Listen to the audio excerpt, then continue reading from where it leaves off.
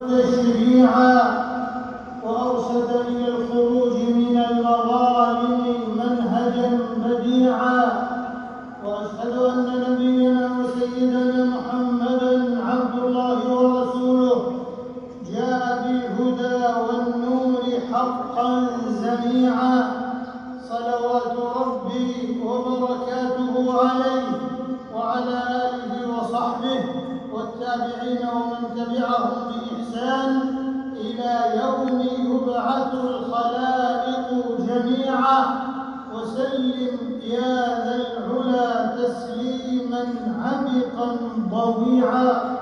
أما بعد، فاتقوا الله عباد الله واشكروه على ما هداكم للإسلام، فهو دين المحاسن والمحامد العظام.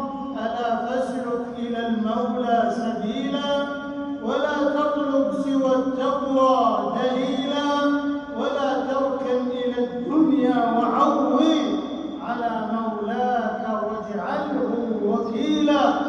معاشر المؤمنين، في ظل ما يعيشه الناس من الإغراق في الماديات وطغيان المغريات والضجيج الصاخب الذي يطغى على المعنى الآخر، وما قاله التعاطي غير الرشيد مع الأطروحات التفصيلية وكثرة الاختلافات وقلة الإنصاف عند الخصومات والمنازعات، تبرز الحاجة للعناية بحقوق العباد والخروج من مواليهم.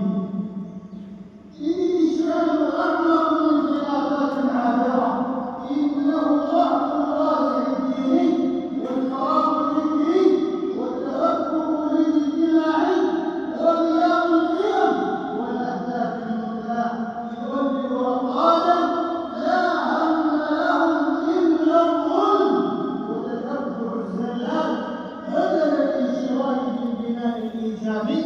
ومن هنا تبرز